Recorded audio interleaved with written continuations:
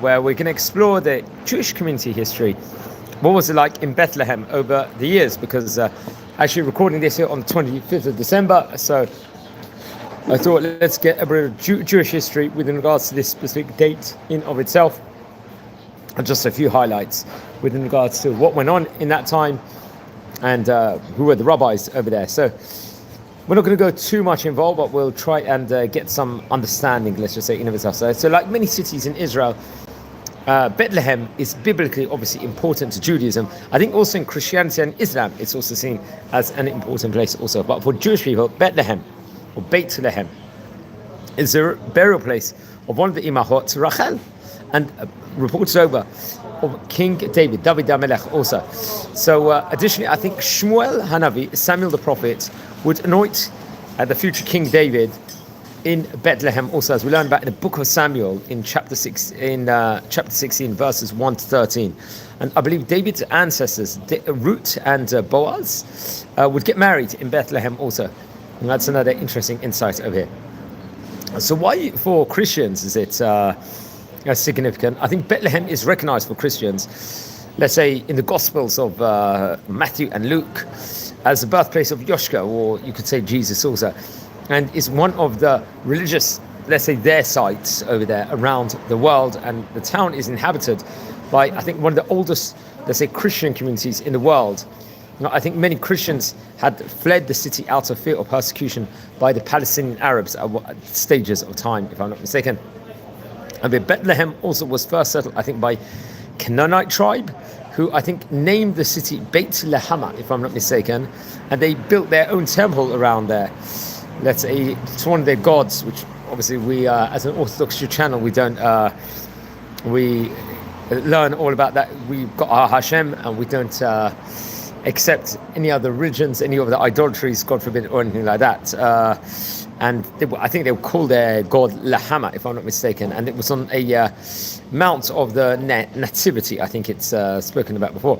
I think in 1200 BCE, it's actually reported here from the Jewish Virtual Library, the Philistines had a garrison station in Bethlehem, and it was a strategic location for them. And obviously, Israel, the Israelites rule, and the Greeks occupied the region until the arrival of the Romans, I think in 160 before Common Era, we have to point out over there.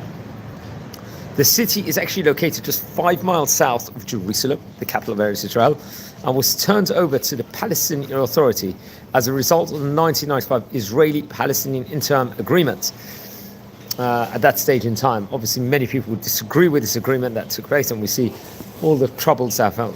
Bethlehem had a population of roughly 30,000 people, a number which had been, I think, in steep decline over the past decade, as a majority of Christians in the city immigrated out of the, let's say, the Palestinian territory. In Hebrew, the word is Bethlehem, the house of bread. In Arabic, it is called Bet-Lam, the house of meat. So that's the difference within regards to let's just say terminology over here. So that's interesting enough. Now, for hundreds of years, I think Christian pilgrims made roughly a 2.5-hour walk from Jerusalem to the Manga Square. And I think it's a trip that begins in current day at the train station of Abu Tor, which proceeds along the Hebron Road, it's reported over here. Just let's talk about we don't want to talk about it here, we are Orthodox Jewish channel, but what was the Church of the Nativity, just using the Jewish Virtual Library here? I think the Church of the Nativity was built in the 4th century by the mother of the Byzantine emperor, someone named Constantine. I think Helena also was a person responsible for the construction of this church, or they call it the Holy Sepulchre in Jerusalem. And the present building, I think, is the oldest of their churches, places of worship in Israel, or in those territories in Israel itself. I think it was reconstructed in the 6th century by an emperor, someone named Justinian, if I'm not mistaken. I think this was around 527 to 565, and I think it was further repaired by the Crusaders. I think in 1250, the Ayyubid dynasty was replaced by the Syrian Mamlukas, which was ruled by the, let's say, as the Jewish Virtual Library describes them, as fanatical Sultan Baybars. And I think in 1263, the Baybars ordered the destruction of the fortifying walls and the towers of Bethlehem. I think the church at that point in time was spared, if I'm not mistaken. And during Turkish occupation, in 1517, the frankincense and the Greeks fought over control over the sanctuaries in of itself, respectively. Following the War of the Independence, Yom Ha'atzmaut, or the Ha'atzmaut War in 1948, Bethlehem would then fall under control of the Jordanians. And then after the 1966 Six-Day War, Israel took control over Bethlehem at that stage in time. Now today, there's obviously many churches still, I think, over there in Bethlehem. I think, for example, Greek Orthodox have 15, if I'm not mistaken, and some institutions, Roman Catholics, reported over here in the Jewish Virtual Library, have 25, and there's 8 Protestant places there. And Syriac Orthodox have also a place of their worship. And the Greek Orthodox have 2, I think, and the Ethiopians and the Copts, I think, each have 1, respectively. This, I don't know if this was recent or not, but this is what's reported over in the Jewish Virtual Library article I've just got over here. And I think there's a few mosques over there also. I think including the Mosque of the Ummah across the street from the church. I think it was erected in 1849. Now, obviously, if it's part of biblical Eretz Yisrael, it's Eretz Yisrael at the end of the day. So that's something we have to appreciate. And the power of Eretz Yisrael, Yeshuv Eretz Yisrael, is incredible. I think I was reading there's a Chabad, or a few Chabad houses also in Bethlehem, which is very interesting to point out. So there will be a rabbinic presence there and a Jewish presence there. Currently, just south of Bethlehem is another of Herod's palaces. This one was known as Herodian, and it was built on the flat top of a cone-shaped hill, I think nearly 2,500 feet above sea level. Herod's architects actually shaped the mountain to make it symmetrical, and the fortress was built, let's just say, in the 1st century. And like the area of Masada, hopefully we'll be able to visit there, it became a stronghold, let's say, of zealots. And in the Great Revolt against the Romans, it was also used, I think, by the Jewish people during the Bar Kokhba revolt. So something to point out. Now, it's interesting. I think the palace itself has a 70-foot high walls and towers that rise 100 feet. There's a synagogue. There is a mikveh over there, ritual bath. And storerooms have been, let's just say, excavated of the site. The path of the fortress was originally marked by 200 marble steps from atop the hill, and the palace has a commanding view of the Judean desert of Yam HaMelach, Dead Sea, in Bethlehem and the Jewish suburbs. And there was a historian named Josephus Flavius. He was told that Herod was buried over there, but his final resting place had not been necessarily found. There's a Mara Saba monastery. So what is that? It was founded by Saint Saba of Cappadocia. This, once again, I'm reading from the Jewish Virtual Library. It's a stereotypical monastery where reclusive monks would spend years in caves without communicating with anyone. Over centuries, invaders would raise a monastery, but I think it was rebuilt by the Russian government in 1840. And I think the bones of Saint Saba, which had been taken to Venice by the Crusaders, were returned after Pope Paul, I think it was the 6th or the 4th, visited Israel in 1964. They gave a goodwill gesture, let's just say, the Jewish Virtual Library will say, to the Greek Orthodox Church over there. And the skulls of monks, I think, killed through the years, are reported over, are kept in a chapel in a monastery. And women, just reported over, are not allowed to enter the monastery according to the Jewish Virtual Library. I think 2 other monasteries are in Bethlehem area. One is in Mar Elias, which was built in the 6th century. And the St. Theodosis monastery was built, I think, in 500 CE. And Christians believe that their wise men were arrested over there. And I think reported over from the Jewish Virtual Library, God had warned them. Let's say, we're talking about what they're saying. We believe in Jewish religion and so on and so forth. So we don't take anything that the other religions necessarily are stating over here. I'm going to state from the outset over here. And I think south of Bethlehem, on the way to Hebron, are 3 giant cisterns known as the Solomon's Pools. And the Jewish Virtual Library will actually say over that they are heart of water system built 2,000 years ago during Roman times and used to supply to Herodian and Jerusalem. Interesting enough. Gush Etzion, a place we visited before, beautiful area. We actually went to the Yeshivat Har Etzion, we visited at one stage in time. I think it was around March time, just before Purim. I recommend everyone to watch those videos recorded. Anyone tuning in live at the moment, we're exploring the history with regards to Bethlehem over here on 25th of December. We want to bring some Kedusha at least to this area, part of biblical Eretz Yisrael, the importance within regards to it. I think in 1935, Shmuel Holtzman, who was a citrus grower, started a settlement he called Gush Etzion. The Arabs destroyed the settlement and crops in 1937, and it was abandoned. In 1943, Jewish people returned to the area and again planted crops and introduced light industry. By 1948, a group of Jewish settlements had been established that became collectively known as Etzion Bloc. And during Israel's War of Independence in 1948, I think Arab invaders attacked and killed most of the residents. And when one group of 14 Jews were surrounded by Arabs when they attempted to return to Gush Etzion from Jerusalem, they blew themselves up, reported over. Another 35 were killed when they tried to lift the siege of that area. And interesting enough, the area just north of Hebron was part of Jordan, I think, from 1949 to 1967, and was used by the Jordanian army.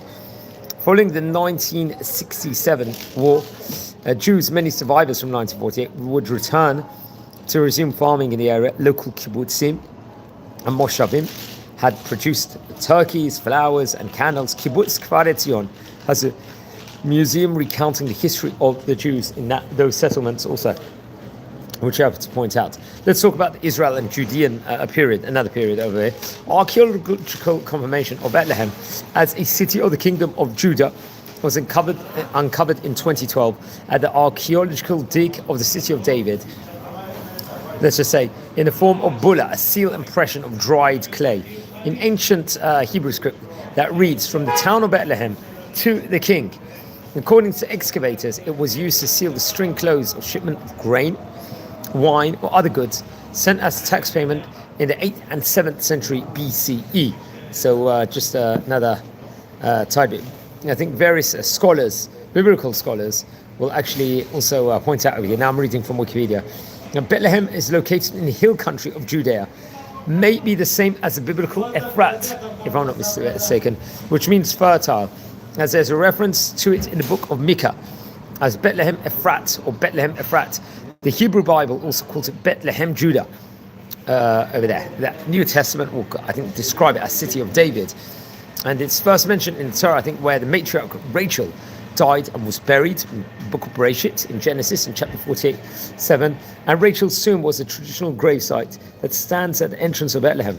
According to the book of Ruth, the valley of to the east is where Ruth of Moab gleaned the fields and returned to the town of Naomi.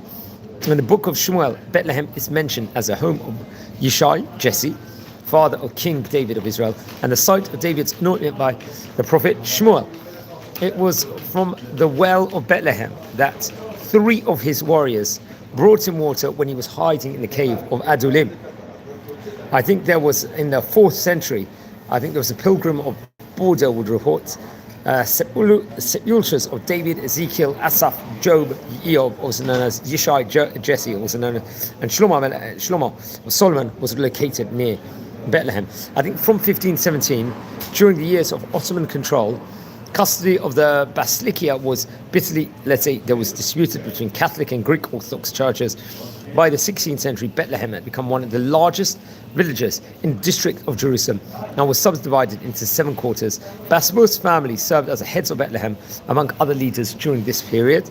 The Ottoman tax records and census from 1596 indicates that Bethlehem had a population of 1,435, making it the 13th largest village in Palestine at the time. Interesting. Bethlehem paid taxes on wheat, barley, and grapes. Muslims and Christians were separated in 2 communities. Each had its own leaders.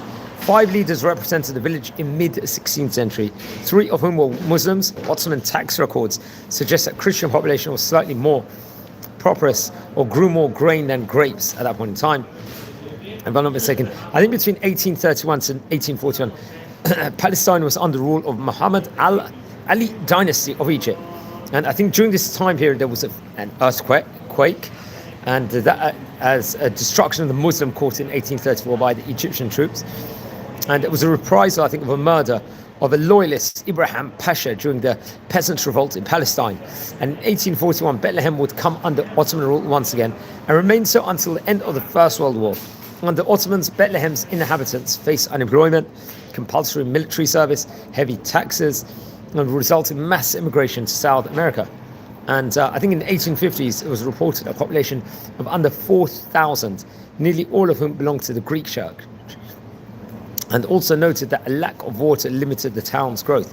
I think Sosyan found, from an official Ottoman village, last from 1870, Bethlehem had a population of 179 Muslims, I think at that point in time, 979 Latins, and if I'm not mistaken, there was Armenians.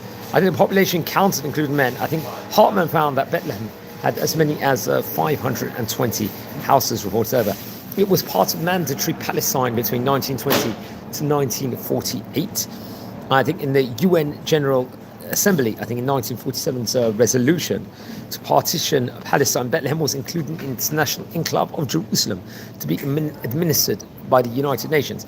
Jordan would capture, during the 1948 Arab-Israel War, many refugees from areas captured. Let's just say, many people that were Israel took charge in 1947, 1948, were fled to the Bethlehem area and settling in what became the refuge camps of Arza or Beit Jibrin and Ada to the north, of Desha in the south.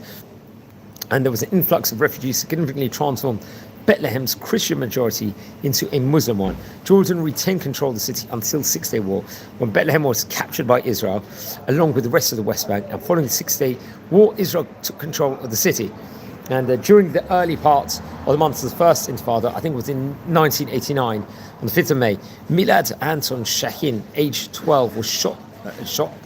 He was shot by, reported over here, by Israeli soldiers. And I think in 1990, in August, Defense Minister Yitzhak Rabin stated that a group of reservists in an observation post had come under attack by stone throwers. The commander of the post, a senior non-commissioned officer, I think would fire 2 plastic bullets in deviation of operational rules. And at that point in time, I think on December the 21st, 1995, I'm just reading from Wikipedia here, Israel troops withdrew from Bethlehem, and 3 days later the city came under the administration and military control of the Palestinian National Authority in accordance to the interim agreement of the West Bank and Gaza Strip. And obviously we see the problems that had, shouldn't have given away. Many rabbis and people would say they shouldn't have given away. Now, during the second Palestinian Intifada between 2000 to 2005, Bethlehem's infrastructure and tourism industry, took a hit. In 2002, it was a combat zone in Operation Defensive Shield, a major military counter-offensive by the IDF. The IDF besieged, I think, the Church of the Nativity. I think dozens of Palestinian terrorists had sought to refuge there, and I think last 39 days, if I'm not mistaken, over there. And the city is, I think, so very, very interesting. So let's explore some more of the history of the rabbinic history. I think Bethlehem obviously was under Ottoman rule, we know, between the 16th and 20th centuries. Jewish life there was small compared to centers like Jerusalem and Tzfat. And the key rabbis include Rabbi Chaim Gagin, Avraham Gagin, who was a Chacham Bashi of the Ottoman Empire. And I think Kabbalistic figures like Rabbi Isaac Luria was active in the broader region. But I think, he was part of the golden age of Tzfat, you have to point out. I think Rabbi Chaim David Hazan will also be a prominent rabbi over there. And Rabbi Chaim Gagin was was a 19th century rabbi. He was a chief rabbi of the Ottoman Empire, a Rishon LeZion, for Jews in the land of Israel. And he was based, I think, in Jerusalem. Very interesting enough. So, I think during the Ottoman era, significant Jewish leadership in the region centered especially in Jerusalem and Tzfat, while Bethlehem had Jewish residents and some communal organizations. Its most famous rabbis often served border Ottoman or land of Israel roles from Jerusalem, with Tzfat being the major center. Let's explore a bit within regards to Rabbi Chaim Abraham Gagin over here, a key rabbi. He lived between 1787 and 1848. He was chief rabbi of Ottoman Palestine. From 1842 to 1848, he was, at that point in time, he was a posek, a Jewish law decider. He was a Kabbalist. He was an author. He was a head of the Tiferet Yerushalayim Yeshiva also. And he was known for saving Samaritans from extermination. So, interesting enough, he was a chief rabbi of Ottoman Palestine between Rabbi Yehuda Navon and Rabbi Yitzchak Kobol for a 6-year period. He was actually born in Constantinople. He was a grandson of another great Jerusalem Kabbalist, Rabbi Shalom Sharabi. And Rabbi Gagin was the first individual to hold both positions of Chacham Bashi and Rishon LeZion simultaneously following their merger. The appointment granted him formal recognition as a representative of the Jewish community to the government, endowing him with judicial, religious and civic authorities. He was regarded as one of the foremost Jewish law deciders at that point in time, a posek. He oversaw Tiferet Yerushalayim Yeshiva. Among the notable works is his Sefer HaTakonot VeHaskamot, which is a compendium of Jewish religious rites and customs as practiced in the city of Jerusalem. He was also the author of the Chukei Chayim, a work addressing the debate on Halukah, and Sefer Chaim Yerushalayim, a collection of drashot. He supported the establishment of Rabbi Yisrael Bach's printing house in Jerusalem, where some of his books were printed. I believe in the 1840s, during that time period, the Samaritans faced persecution from Muslims who regarded them as, let's say, idol worshippers, forcing them to convert to Islam or face execution. And the Samaritans asked Rabbi Gagin to help them. He wrote a document that Samaritans are a branch of the children of Israel who acknowledge the truthfulness of the Torah. This is what he wrote at that point in time, just reading over from Wikipedia. This proclamation led Muslim authorities to recognize the Samaritans as a Jewish sector, saving them from persecution and extermination. And I think he was buried in Har HaZeitim, in Mount of Olives burial plot, so we had to point that out there. So he was the 23rd Rishon LeZion. He was also the Rosh Yeshiva of Yeshivat Bet El, very, very prominent position. And we said that how he was connected to Rabbi Avram Shalom Mizrahi Shurabi, and he would study in Jerusalem while he was young and was in the city Yeshivot. And remember, this was a time period where it was a new thing for the Ottoman Empire to give this simultaneous job of Chacham Bashi and Rishon LeZion. In of itself, he was the first rabbi to serve in that combined position, and he was in contact with other great rabbis, including Rabbi Dr. Yehuda Bibas, where I think he served as a rabbi of the Corfu community. We must point out he was also Kornei B'Avi Rabbanei Yerushalayim. He was actually nicknamed Rabban Shel Chasidim. He was nicknamed as a rabbis of the righteous, pious, let's just say. That was his nickname. Fi Arbei Ha'il Siach El Yehud B'mei Konat Kachacham Bashi Nihel Chalufa Makrevim Im Rabbanim Mforsamim Medorot Merachavei Ha'olam B'ikar B'nosei Halachat V'chizuk HaYeshuv HaYehudi B'Eretz Yisrael, to really strengthen the Jewish community in Israel. He had the famous book, the Chukei Chayim, מסבק הרב גגין, הצצה למחלוקת של רבנו ירושלים בנוגע לכספי החלוקה, וכתב סבב בשם מנחת תורה על מסכת מנחות. He wrote a book on the tractate Menachot, which was printed in Saloniki in 1835. Anyone tuning in live, please subscribe to the channel. We're exploring some of the highlights of the history within regards to the city of Bethlehem over here, so subscribe. We've got fantastic content here, and welcome to our community. I think he would go to, so interesting. Nasa Tafresh in 1841, Sial Yisrael Bak, Lahakim Beit Tvos, he would open this printing house in Jerusalem, and Rabbi Gagin would, two of his books would be printed, known as Sefer HaTakonot VeHaskamot, November 2nd, 1841 in Jerusalem. The Chukei Chayim was printed in 1842. He would have several drashot sermons called the Chaim Yerushalayim, which come out, I think with the help of partner with Shmuel Zuckerman in 1882 at that stage in time. And the social bug, הסתייע גם כדי לנהל את פולימיוסו עם מתנגדו כולל הספרדים בירושלים. ככה הכרך הראשון של ספר התקנות וההסכמות הוא למעשה תשובה ארוכה שמגיע עד תקנת הירושה, with regards to institutions, with regards to inheritance, לפי הזמון מי שמתו בלא מנים שייך לכולל. So it's a whole thing. בספר דברי שלום של חותנו בצירי בהקדמה ארוכה בה כתב נגד המאמרים על מינוייו כחכם בשיעי, נשארו בזה כאין רב מטעם, כן הפרסם בדפוס זה חוברות פולמוס נגד רבי משה תורג'מן, שרצה להקים עדה נבדלת למוסתערבים בני ארץ ישראל, בא האשים אותו בשוטרים עם Masyon. As I'm just saying this in Hebrew, we're just reading over from Wikipedia what it says. He was buried in Jerusalem in Har HaZeitim, Mount of Olives burial plot. I think there's a road named after him in his memory, but he would take on various undertakings all over Eretz Israel, also in Bethlehem. His son was Rabbi Shalom Moshe Chai Gagin, who I think would get married to the daughter of Harav Chana. לרב אגן היו גם וכן 3 בנות, אחד מתניו הם שמעיה אנג'ל, שיהיו ידועים פורסם בדורו. Rabbi will get married to one of his chatan to be another famous rabbi of his time. And I think many of Rabbi Gagin's books itself is actually left in the Hebrew National Library, which we have to point out. He wrote great books, also the Yurot HaOhel, which is another famous book, which was printed in Jerusalem. There was Chokei Chayim also.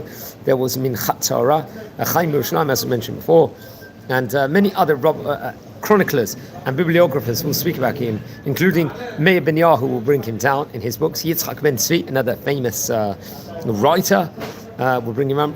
Ben Zion Dinborg, I think, also will. And in the book, the Knot Zion, we'll talk about Kovetz Macha'a Anti-Reformi, Ben Ashtav Arab Chaim Avram Gagin.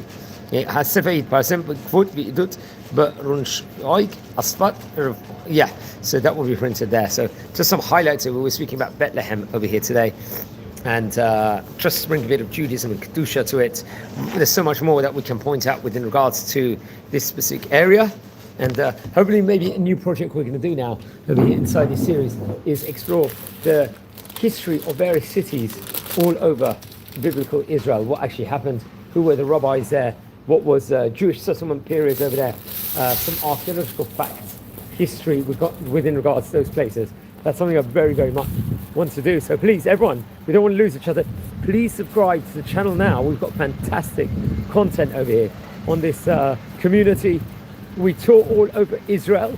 We do trips, we explore archaeologies, we explore the streets of Israel. Well, another special project we are doing, friends, is we record biography videos of many great rabbis from Ottoman places, from North Africa, from various Spanish countries, Spanish places. Also, there's no community like ours, so please subscribe to the channel. Today we happen to have been speaking about Bethlehem, and just a few highlights with regards to the Jewish history, and you can see there was a lot of Jewish archaeologies there. Obviously it's a central place in let's just say the Jewish in the Jewish religion. Just it's mentioned in various places, as we mentioned about here inside this video, and the significance within regards to the country we very, very much spoke about here in today's special edition over here. So hopefully one day maybe we could visit at some stage Bethlehem. That will definitely be a something we would like to do. We like to tour all over Israel and explore the archaeologies and so on and so forth. So that's something that we intend to be doing. Now, friends, over here, we also, on this channel, we record inspirational clips with the great rabbis from current year. One thing that we want to do is maybe get some historians, more historians involved inside the channel to speak to us, to relate to us, and to inspire us within regards to Jewish history. We're very fortunate. Yesterday I was able to go to a yeshiva, Talmudic college in Jerusalem, and record with a historian within regards to, he's an expert within regards to Chumash and so on and so forth. So that's very, very powerful method. Friends, many of you would have watched these videos by now. Many of you would know that we love to record these videos and go to different interesting places to record the videos. So today I'm in the city of Beit Shemesh recording it, and we like to go to different places and explore and just get a good feel of this beautiful country of Israel over here. Just a few updates here from Israel. Here we are on the 25th of December. We are actually on the 5th, I think it's the 5th of Tevet today, happens to be the Hebrew date. Remember, the English calendar and the non-Jewish calendar obviously do not on the same dates. Usually it falls out on.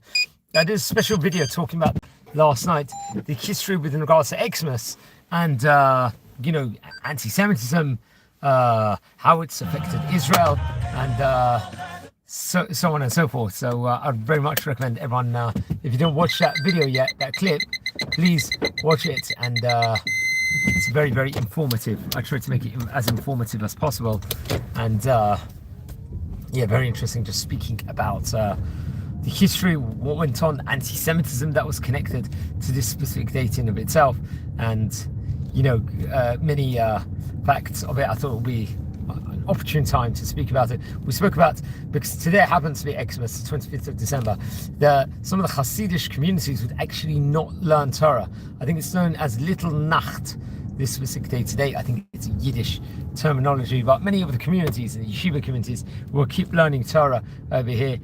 And why should we uproot our Torah? We need to bring some purity, some Torah to Eretz Israel inside the world, just the importance within regards to it. And that's something that very much we aspire on inside this channel over here. As we record a lot of Torah videos on this channel, we record videos on the weekly Torah portion. Friends, this week we are in Parshat Vayigash in the book of Bereshit. It happens to be, I believe, the second last Torah portion in the book of Genesis this week. It happens to be so very action-packed. We're learning all about Joseph, the story how they will end up in Egypt. The Jewish community would at that stage in time, and 70 of them, and the 12 tribes will eventually end up there, and Jacob also. So we video, I think a couple of days ago, we put on our channel. We did a live video within regards to that, which I also very much recommend everyone to actually watch and to look into also, because we've got a lot of fantastic content on that. So that's the thing. We are also in a few days time, several days times, at the start of next week, we are coming into Asara B'Tevet, which is a very sad day in the Jewish calendar. It's known as the 10th of Tevet. It's one of the 6 fasts, Jewish fasts of the year. It happens to be. It's going to be this week. So a sort of sad connotation. Obviously, the destruction of the Bet HaMikdash, the Holy Temple, and all the problems that's happened. There's a 5 fast. There's Tzom Gedalia, which was in between Rosh Hashanah and Yom Kippur. Obviously, there's Yom Kippur. That's another fast. Ta'anit Esther, which will be after Asara B'Tevet. That's just before the Jewish festival of Purim.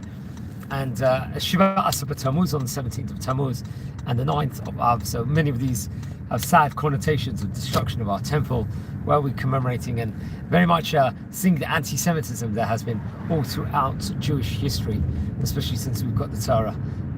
Various different sad events that just actually took place over those different specific periods of time. Something to point out, friends. Yeah, very, very interesting. And yeah, friends, everyone, we're a community here. Please, if you haven't subscribed yet to the channel, please subscribe now. We've got so much great content, and just recording this from the city of Bet Shemesh. So hopefully, maybe at one stage we will visit Bethlehem and get to record there over there to see if there's any of the Jewish Israeli archaeology. So I think that'll be definitely phenomenal to actually look at it and explore over there, to just get a feel of this beautiful country, and so on and so forth. And yeah, if you haven't seen yet, we have done a lot of tours also on this channel.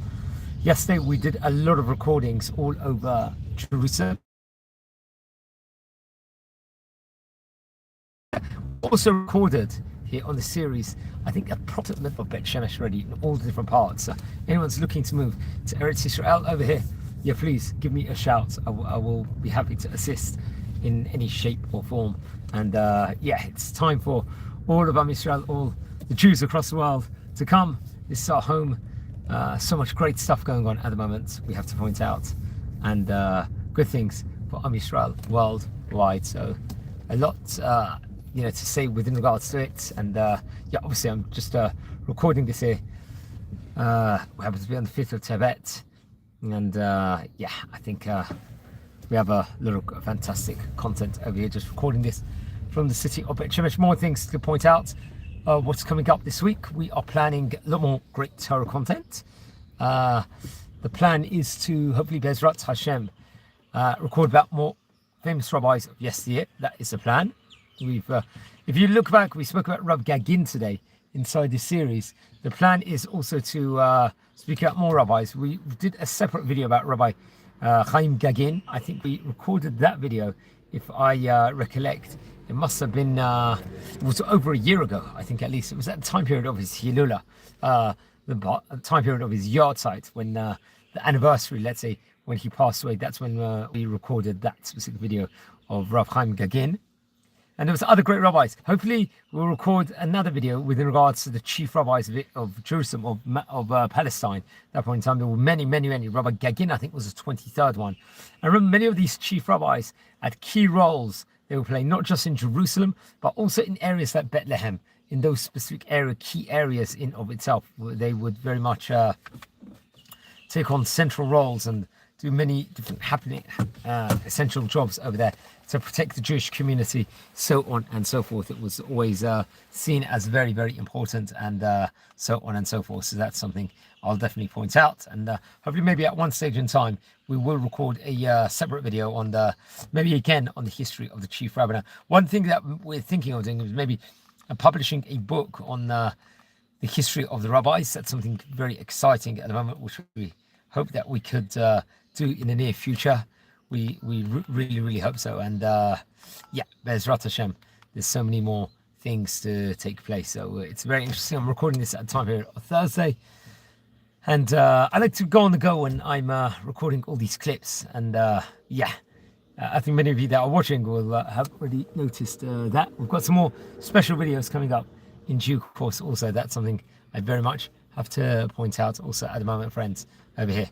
So that's very interesting. And yeah, it's amazing. So we've got a lot. Yesterday we recorded a lot of Torah content and tours. So please, everyone, just look over those ones of Jerusalem. We went around the Mamilla Mall yesterday. We also went around near the Hi, yeah, I'm downstairs. I'm by the place, the park. How long will it be? How long will it be? Okay, I'm there. Okay, bye. Yeah. So yesterday, if you we went around the Mamilla Mall yesterday, and we saw a lot of the Hanukkah decorations. Went for a tour around Damascus Gate to the New Gate, and inside the Christian Quarter yesterday. We went around Jerusalem. Actually, it wasn't because of it happened to be that was probably the safer way to walk to the Kotel yesterday. I went to a couple of yeshivot yesterday to explore and to see. We went to Yeshivat Oraita, which is in the Old City, and also Yeshivat Isha, big places over there. We filmed with some inspirational rabbis over there also. And I think early on in the week, we were obviously in Ramat Gan. We visited the Great Synagogue. We filmed around there, and we filmed actually in a very, very gorgeous park in the city of Petach Tikva in central Israel. So that's another fantastic content. Another project that we want to work on, friends, over here is potentially maybe visiting various different synagogues all over Israel. Inside there, maybe do a series over there and visit and explore those different places. I think it would be very, very exciting to actually get the feel and ambiance of those different places as time goes on. So very, very interesting over here. And yeah, everyone, thanks for the fantastic feedback that you guys have given. Once again, please subscribe to the channel over here, to our community. Tell your friends about the channel. We're here for everyone. We're here to educate, to inform. It's not just for Jewish people, this channel. It's for everyone. Everyone is welcome to listen, to get education, to sightseeing, and to spread Jewish belief, the Bible, Torah, Judaism, mitzvot, Noahide laws also is another important thing for all of us, just to make the world a very good place, an embracing place within regards to each other, and embrace human beings. And we hope, Bezrat Hashem, we're going to see the rebuilding of third Bet HaMikdash soon, third temple. And I think it's coming. You listen to many of the Rabbanim, many of the prophecies are coming true at this stage in time. And we hope everyone's going to come to Eretz Yisrael in a good fashion, benachat, as they say, and not belachatz. That's something I would definitely want to point out over here. We want to come all in an embracing fashion. So maybe we're going to speak about cities like Haifa. We will speak about maybe Tiberias. We want to speak about the holy cities also of Israel, the holy cities of that the Torah recognizes: Hebron, Tiberias, Jerusalem also.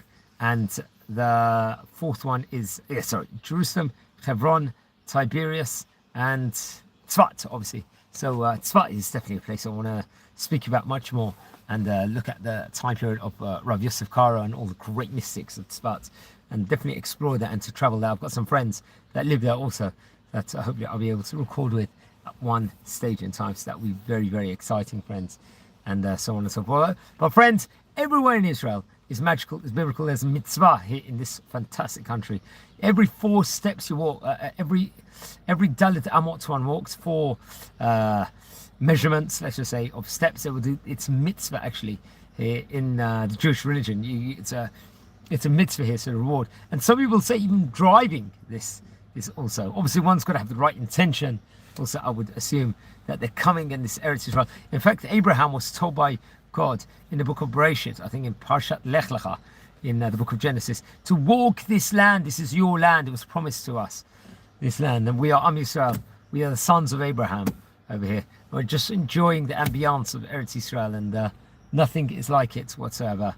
And yeah, I strongly recommend everyone to look at that. So please, friends over here, just last message, watch over all the previous videos recorded, the stories of Tzaddikim, the on the Parsha videos, weekly Torah portion videos, the tours we've done of Israel. We're here for you with inspirational Jewish personalities that we're recording with every day. We recorded with nearly 600 people, friends. Really inspirational Jewish figures, rabbis, leaders, let's just say, of the Jewish community of current year. So I very, very much recommend everyone to actually look over those videos also and enjoy it. Yeah, we came out to Hanukkah 3 days ago. So many of the Hanukkah decorations are coming down at the moment here in Israel.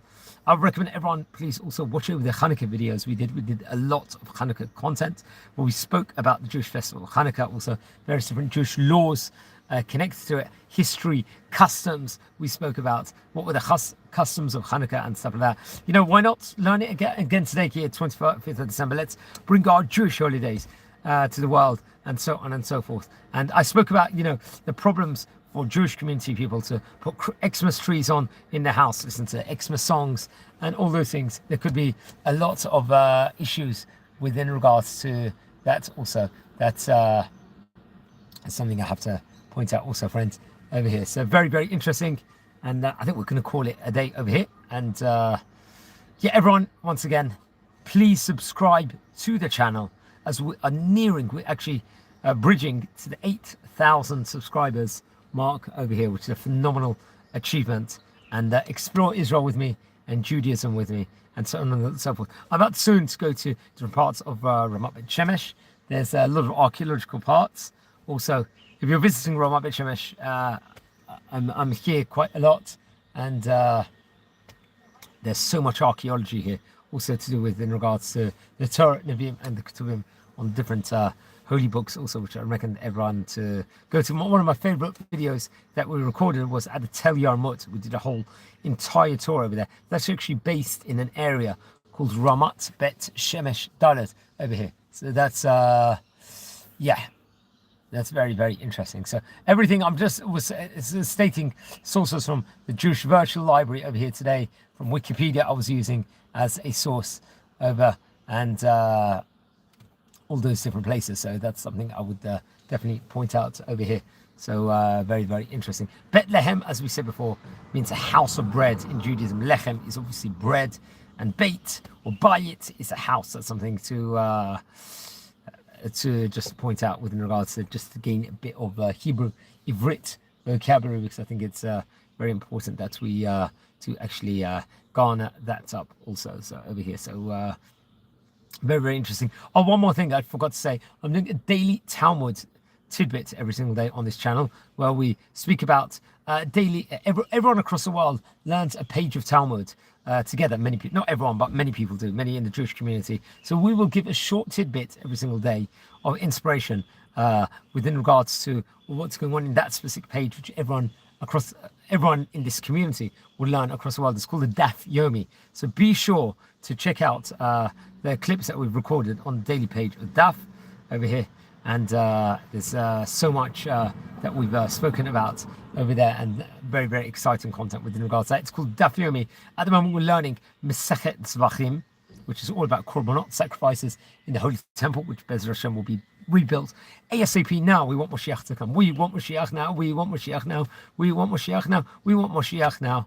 And yeah, so on and so forth. So friends, as I said before, there's watch over the video recorded, and wishing you a great day. And don't forget to subscribe to the channel. Thanks everyone, and have a fantastic day. Really appreciate you all, and please subscribe to the